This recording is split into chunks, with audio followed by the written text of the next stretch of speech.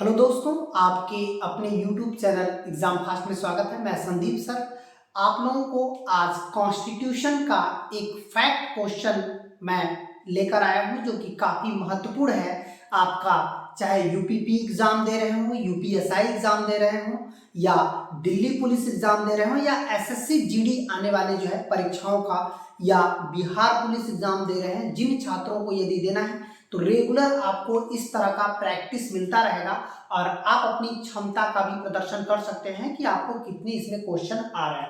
तो चलिए हम लोग आते हैं संविधान का जो है। पहली बात करते हैं कि यदि पूछता है कि समाजवादी शब्द, याद रखिएगा जो समाजवादी शब्द है यदि हम लोग उसकी प्रॉपर बात करें तो एक क्वेश्चन यहां से दे सकता है कि समाजवादी शब्द को जो है किस वर्ष भारतीय संविधान की उद्देशिका में जोड़ा गया। तो याद रखिएगा समाजवादी शब्द 1971 रहा होगा या 1967 रहा होगा या 1976 रहा होगा, 1985 रहा होगा। तो ये हो जाएगा 1976।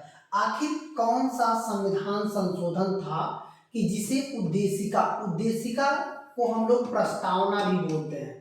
उद्देशिका प्रस्तावना संविधान का एक ही बात होती है। और एक चीज और ध्यान रखना है कि इसी को जो है एक ही बार प्रस्तावना में संशोधन ही हुआ है और यह संशोधन कब हुआ है? 42वां संविधान संशोधन। ये देखिएगा 42वां संविधान संशोधन 1976। ये देखिए एकमात्र संशोधन है। अभी तक जो है हमारे संविधान में कोई भी प्रस्तावना में संशोधन नहीं किया गया है। इसमें समाजवादी, पंथ निरपेक्ष और धर्मनिरपेक्ष तीन अलग से शब्द जोड़ दिए गए। इसका मतलब है कि यही हमारा 42वां संविधान संशोधन था जिसमें उद्देशिका में जोड़ा गया। तो आपको जितने भी मैं क्वेश्चन सॉल्व करूंगा या पहले ही आपको ये समझना है कि आपको क्या आंसर आ रहे हैं कि नहीं आ रहे हैं। ऐसा करके इसको जो है हर क्वेश्चन को देखना है, ठीक है। तो चलिए हम लोग और आगे बढ़ते हैं अगले क्वेश्चन की तरफ। अगला क्वेश्चन कह रहा है कि भारत में निम्न में से कौन सा सर्वोच्च है, मतलब हमारे देश में कौन सी एक संस्था सर्वोच्च मानी जा सकती है। तो हमारा सुप्रीम कोर्ट मतलब उच्चतम न्यायालय, हमारा संसद जो हमारी पार्लियामेंट है, या हमारा जो प्राइम मिनिस्टर है वो सबसे सर्वोच्च है, या हमारा संविधान वो सबसे सर्वोच्च है। तो याद रखिएगा इसमें सबसे सर्वोच्च कौन है, तो ये क्या हो जाएगा हमारा संविधान। हमारा जो संविधान है वो सबसे सर्वोच्च है। इसका मतलब है कि इससे बड़ा कुछ नहीं है। अब हम लोग बात करते हैं कि यदि कानून कोई बनाता हो तो उसके लिए सर्वोच्च कौन है? संसद है, क्योंकि दोनों सदनों में जो कानून पारित होता है वो हम संसद के अकॉर्डिंग करेंगे। जो हमारे उच्चतम न्यायालय है वो न्यायपालिका में सबसे सर्वोच्च संस्था कौन सी है, तो हमारी सुप्रीम कोर्ट हो जाएगी, जिसे हम लोग एससी या उच्चतम न्यायालय कहते हैं, जो न्यायपालिका में सबसे सर्वोच्च संस्था है। अब ये क्लियर हो गया। यहाँ तक कि ये मौलिक अधिकार की रक्षा भी करती है। अब कोई भी अमेंडमेंट या संशोधन की बात करता है तो ये कौन करेगा? संसद करेगा। लेकिन यहाँ पर दे रहा है कि सबसे सर्वोच्च कौन है, तो हमारा संविधान ही सबसे सर्वोच्च है। याद रखिएगा हर क्वेश्चन हमारे से बताने से पहले आप अपने दिमाग में आंसर एक बार जरूर रखिएगा, ताकि लगेगा कि सर बताने के बाद क्या ये हमने सही किया कि नहीं किया। ठीक है, तो चलिए हम लोग और आगे बढ़ते हैं अगले पॉइंट की तरफ। अगला आपका पॉइंट हो जाएगा यहाँ पर जो है कह सकते हैं कि ये देखिएगा प्रस्तावना के अनुसार भारतीय संविधान अपना अधिकार से प्राप्त करता है, भारत की जनता से प्राप्त करता है, भारतीय संसद से प्राप्त करता है, ब्रिटिश संविधान से प्राप्त करता है, या भारत के उच्चतम न्यायालय से प्राप्त करता है। जो प्रस्तावना के अनुसार भारतीय संविधान जो अपना अधिकार प्राप्त करता है वो किससे प्राप्त करता है? जो हमारा जो प्रस्तावना के बाद यदि कोई अधिकार मिलता है वो किससे होता है, तो ये अधिकार किससे बनता है? भारत की जनता से। क्लियर हो गया। चलिए और आगे बढ़ते हैं अगले क्वेश्चन की तरफ। अगला हमारा क्वेश्चन हो जाएगा, यहाँ पर देखिएगा कि कह रहा है कि निम्न में से कौन सा अधिनियम माउंटेन चेम्सफोर्ड एक सुधार अधिनियम के नाम से भी जाना गया। ये कौन सा अधिनियम था? भारत सरकार अधिनियम 1892, भारत सरकार अधिनियम 1909 रहा या 1892 रहा, या भारत सरकार अधिनियम 1919 था, या भारत सरकार अधिनियम जो है 1935 था। तो हम लोगों को करना क्या है, जैसे चेम्सफोर्ड सुधार, यहाँ पर यदि हम लोग बात करें तो ये मॉर्ले मिंटो सुधार है। मॉर्ले मिंटो सुधार इसको बोलते हैं। मॉर्ले मिंटो जो सुधार था वो कौन सा था, तो ये आपका 1909 हो जाएगा। चेम्सफोर्ड सुधार आपका ये था, चेम्सफोर्ड सुधार याद रखना है, यहां से भी क्वेश्चन आ सकता है। तो इसका सही आंसर आपका क्या हो जाएगा, ऑप्शन सी इसका सही आंसर हो जाएगा।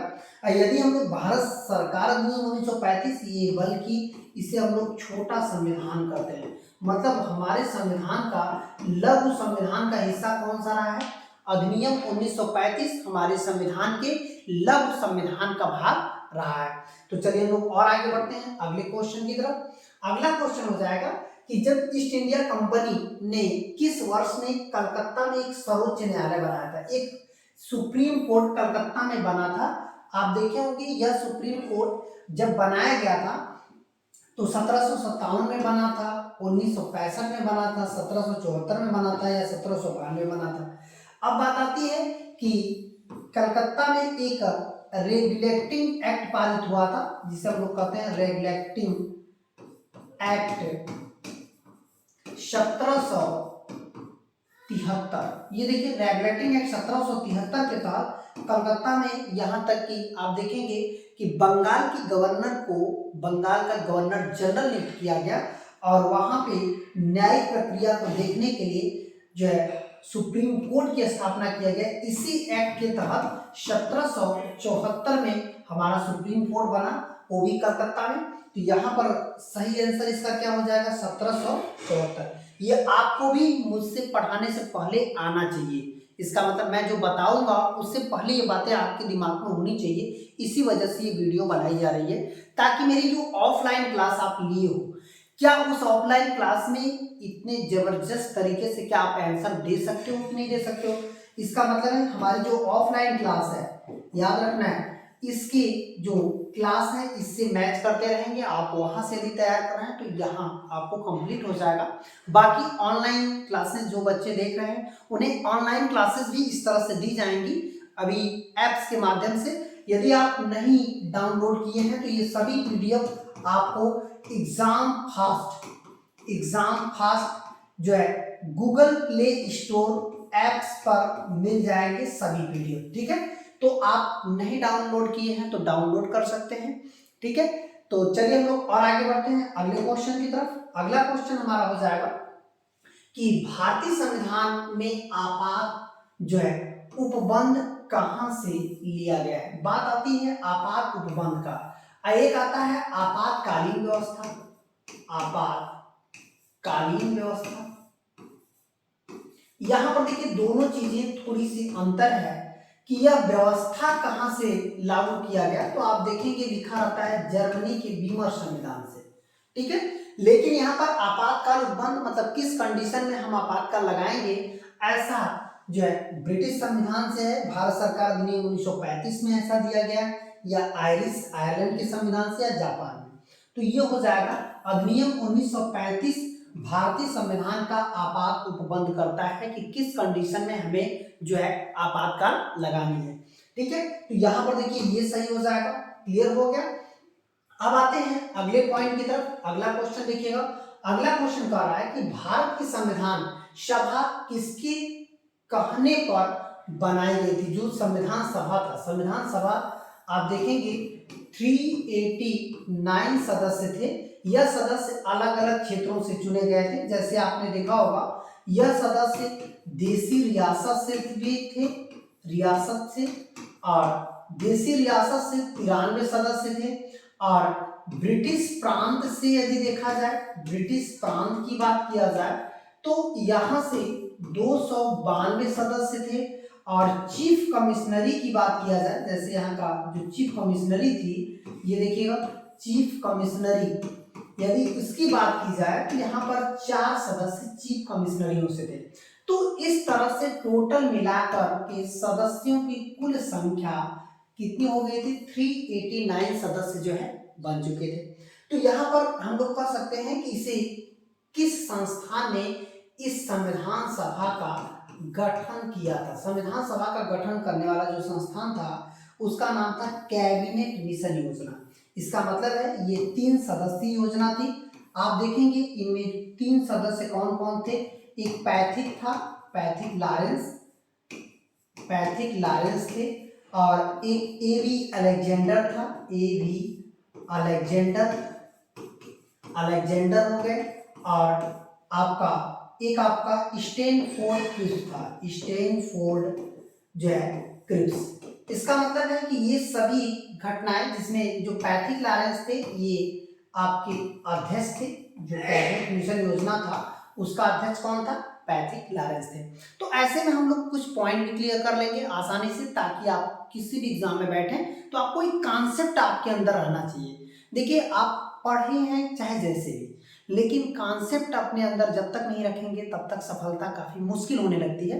तो आपको ये सभी कॉन्सेप्ट अंदर रखना होगा जो कि एकदम क्लियर होना चाहिए, ठीक है। तो ये हो गया। अब आते हैं, जैसे ये कब आया था, 1946 में आया था।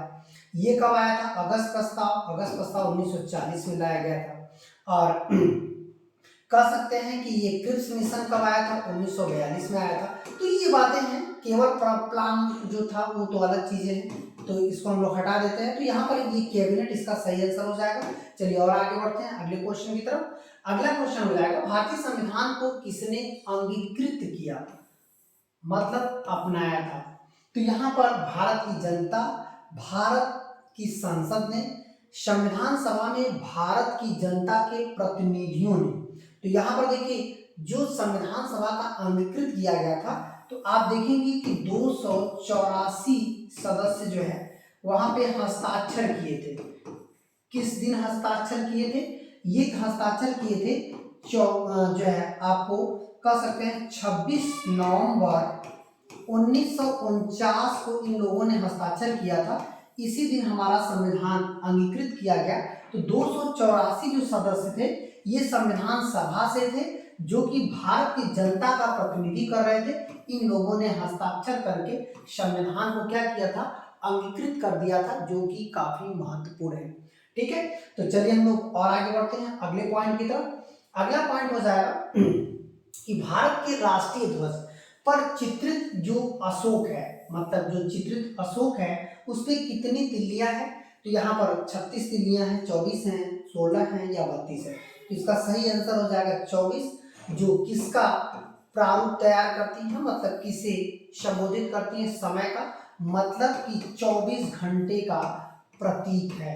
ये 24 घंटे का प्रतीक है, इतना आपको ध्यान रखना है, ठीक है। तो यहाँ पर 24 घंटे का प्रतीक होने की बात को दर्शाता है। तो चलिए हम लोग और आगे बढ़ते हैं अगले पॉइंट की तरफ।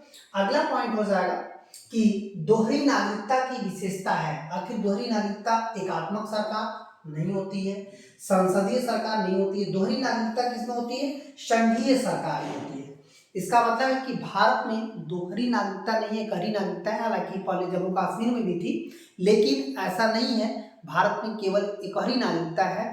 जम्मू कश्मीर को धारा 370 को हटा दिया गया है, और इस आर्टिकल्स को हटा करके अब भारत में पूर्णतः राज्य बना करके ये संघ राज्य घोषित कर दिया गया। तो वैसे ही आप लोगों का रेगुलर इतने ही क्वेश्चन दिए जाएंगे, जो कि काफी महत्वपूर्ण क्वेश्चन आपके यूपी एग्जाम हो, चाहे एसएससी जीडी एग्जाम हो, चाहे आपका यूपी में एसआई का एग्जाम हो, चाहे आपका इस समय हो रहे दिल्ली पुलिस का एग्जाम हो, ये सभी जो है आपको एग्जाम को आसानी से कवर करेगा। ऐसा प्रैक्टिस लगातार चलाया जाएगा। रेगुलर आप जितने भी प्रैक्टिस पेपर डाले जा रहे हैं वो सभी परीक्षाओं के लिए काफी महत्वपूर्ण है। एक बार जरूर देखिए और इतना प्रयास करिए कि मेरे आंसर बताने से पहले आपके दिमाग में क्या आंसर होना चाहिए, तब जाकर आपको पता चलेगा कि आप कितना अच्छे से तैयारी किए हो। ये क्वेश्चन सभी सेलेक्टेड हैं जो कि आपको एग्जाम में पूछे जा सकते हैं, ठीक है। इस तरह से अंत तक बने रहने के लिए बहुत बहुत धन्यवाद। यदि ये वीडियो पसंद आती है तो चैनल को लाइक, सब्सक्राइब और शेयर करना नहीं भूलना है। धन्यवाद।